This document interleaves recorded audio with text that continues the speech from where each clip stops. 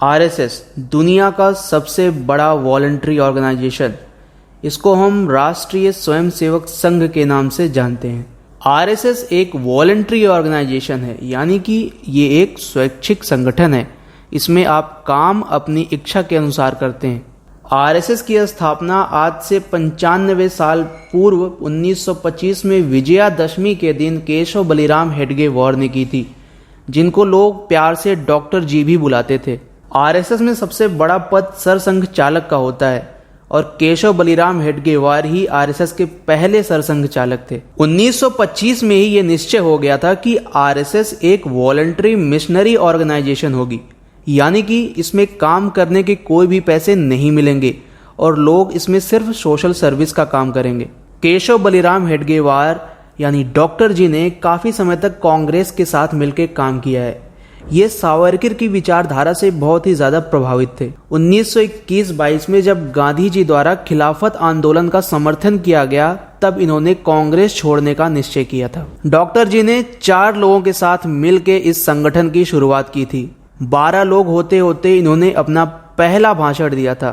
उस समय राष्ट्रीय स्वयंसेवक संघ का नाम सिर्फ संघ हुआ करता था। आरएसएस को बनाने के पीछे का उद्देश्य था कि हिंदुओं की विभिन्न जातियों के बीच में एकता लाना, लोगों को राष्ट्र के प्रति जागरूक करना और हमारे देश की विरासत और कल्चर को आगे बढ़ाना। सीधे शब्दों में बोले तो हिंदू संस्कृति को आगे बढ़ाना इसका उद्देश्य है।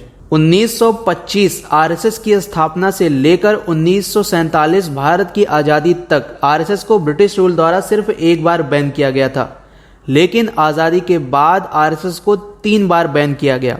आरएसएस पर पहला बैन 1948 में लगा था, जब नाथूराम गोडसे ने महात्मा गांधी की गोली मार के हत्या कर दी थी और ये क्लेम किया जा रहा था कि नाथूराम गोडसे एक आरएसएस वॉलंटियर है।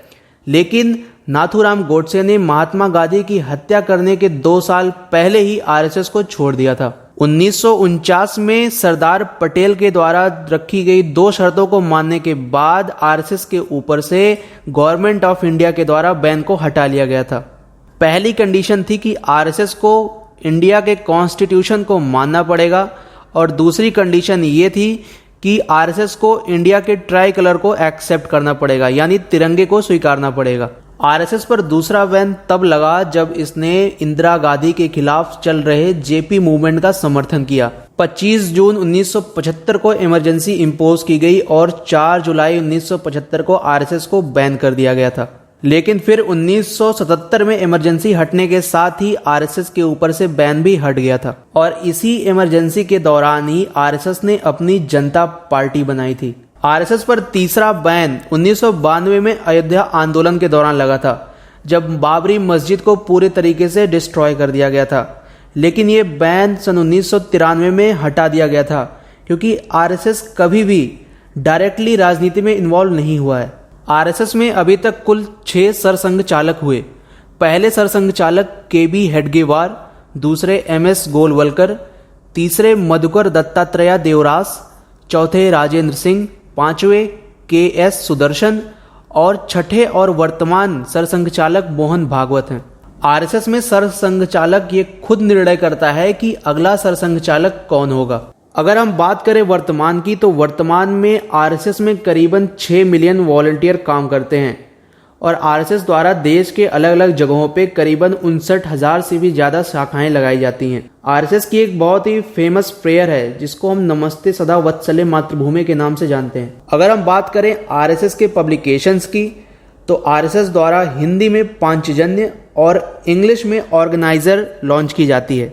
आरएसएस एक अम्ब्रेला ऑर्गेनाइजेशन है, यानी कि इसके अंदर कई ऑर्गेनाइजेशन काम करते हैं, जिनमें BJP, VHP, Bajrang Dal, ABVP कुछ प्रमुख दल हैं। आरएसएस के द्वारा की जाने वाली सोशल सर्विस की सराहना हमेशा से की जाती रही है। गांधी जी ने भी आरएसएस में विभिन्न जाति के लोगों को एक साथ खाना खाते हुए देखकर आरएसएस की सराहना की है। 1962 के चीनी युद्ध के दौरान आरएसएस ने नागरिक प्रशासन को बहुत ही सक्रिय मदद प्रदान की थी, जिससे प्रभावित होकर प्रधानमंत्री पंडित जवाहरलाल नेहरू ने 1963 के गणतंत्र दिवस परेड में आरएसएस को आमंत्रित किया था। वीडियो पसंद आई हो तो वीडियो को लाइक और शेयर करें। मिलेंगे फिर अगली वीडियो में। जय हिंद।